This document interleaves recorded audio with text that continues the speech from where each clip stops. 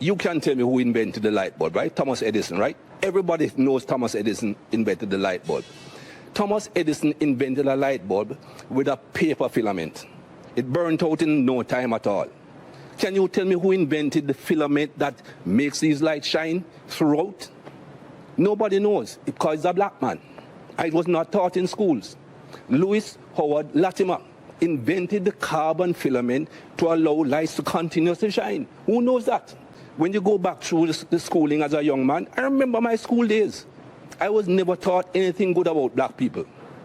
And you cannot have a society that is brought up like that, both white and black, that only teach what's convenient to the teacher. History is written by the conqueror, not by those that are conquered. History is written by the people who do the harm, not by the people who get harmed. And we need to go back and teach both sides of history.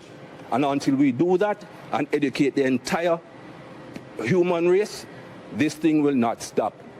They keep on telling me there's nothing called white privilege. Give me a break. I don't see any white people going into a store on Oxford Street and being followed. A black man walks in, somebody's following him everywhere he goes. That is basic white privilege. Whether that white person went in to rob the place or not is not going to be thought of that way. And things like that have to change. Recent events in the US are arguably a direct result of decades or centuries of African Americans feeling oppressed in numerous areas, including career opportunities, healthcare, economics, or politics. To what extent does the panel think that the UK suffers from similar systematic racial issues?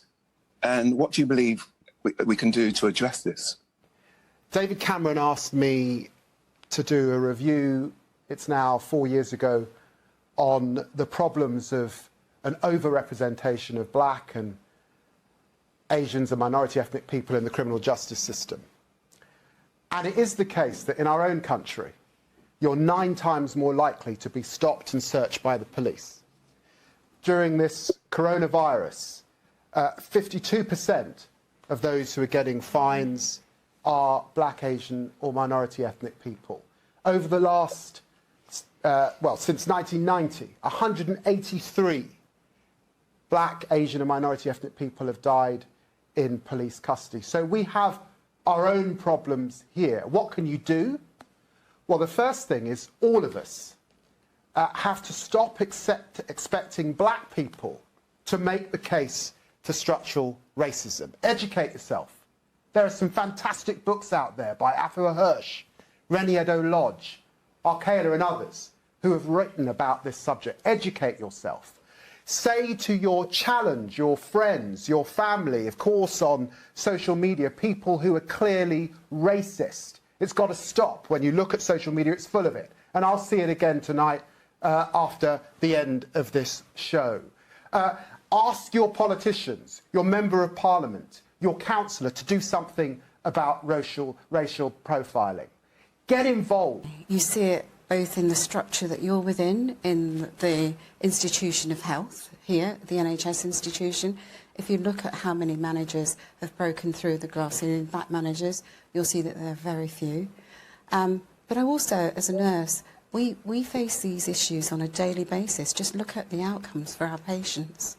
You know, every single measure that you can apply, the outcomes are worse for black and minority ethnic patients. So whether it's diabetes, whether it's those that end up with amputations, the structure of our society it is inherent. The structural racism is inherent, and the outcomes are poor for a number of people that are of black, Asian and minority ethnic communities. So it's personal to me in terms of my career.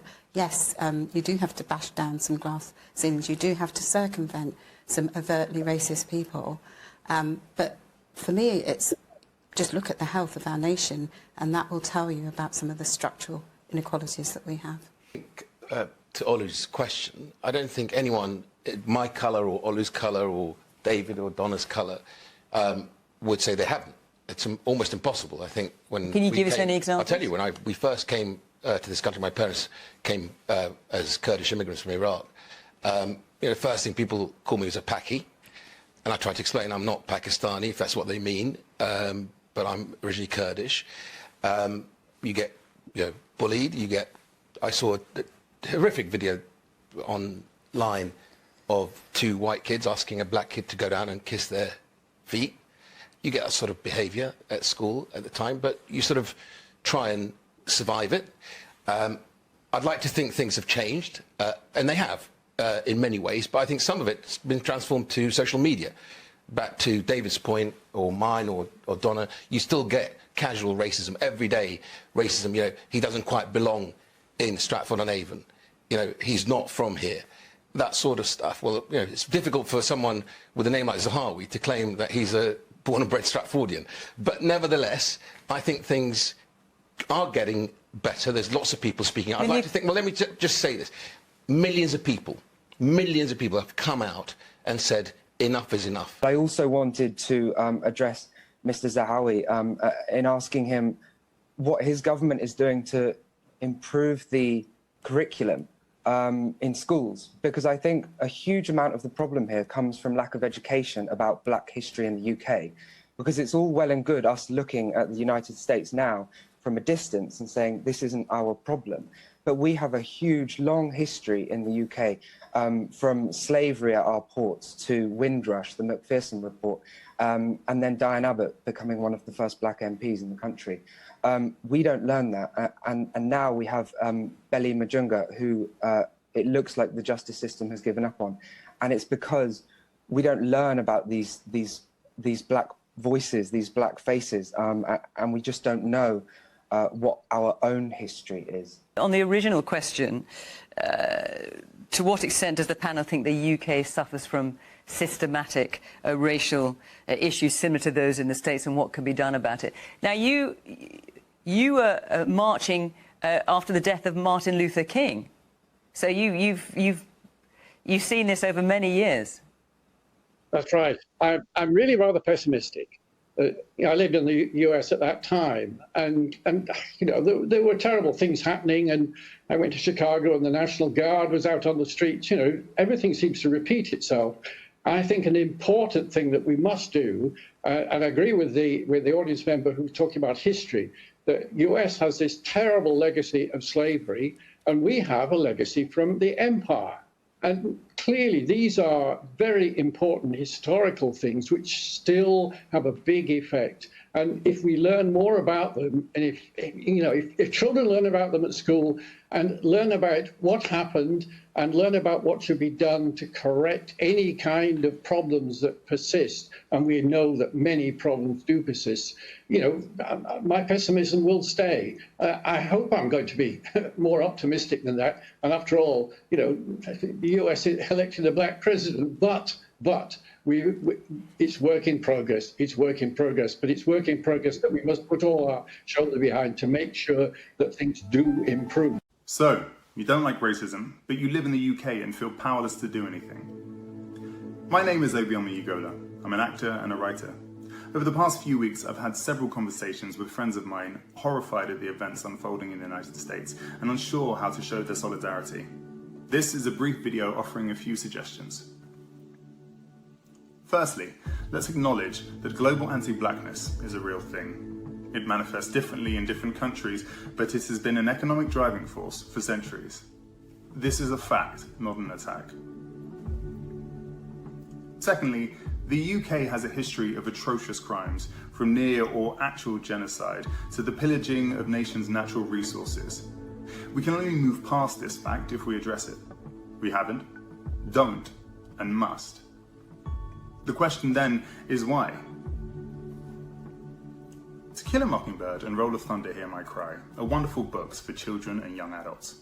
However, that they are the few books used to discuss racism in a UK classroom begins the lifelong myth that racism is a US problem.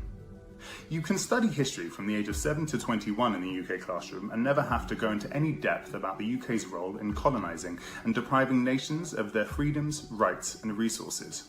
It is a glaring hole not only in our children's education, but by proxy, ours. As an adult, how can we begin to plug these gaps in our collective educational knowledge? The following book suggestions may offer a starting point, honestly telling Britain's past, present, and where we might go from here. First up is the Sunday Times bestseller, British, on Race, Identity and Belonging by Efwa Hirsch. Next is the award-winning Why I'm No Longer Talking to White People About Race by Reni Eddo-Lodge. Following that is hip-hop artist and writer Akala's Natives, Race and Class in the Ruins of Empire. And finally is science writer and broadcaster Dr. Adam Rutherford's How to Argue with a Racist. And now for some frequently asked questions. Is Black Lives Matter only about the police? No, unfortunately not. So, whilst taser usage on black Londoners is 4 times that of their white counterparts, it extends further than just the justice system.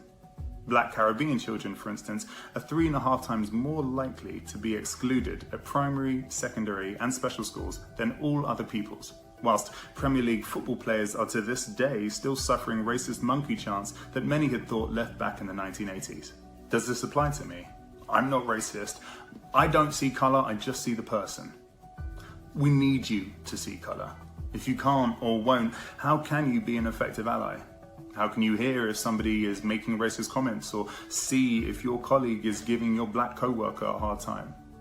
In the words of Angela Davis, it is not enough to be non-racist. We must be anti-racist. And so, for anybody who wants to be an ally to the cause, I would offer these 4 suggestions. Firstly, educate yourself and others. That could be a book, a film, or a podcast. It could be your friend, lover, colleague, or children. Secondly, listen to, commission, and pay your black artists, writers, and speakers.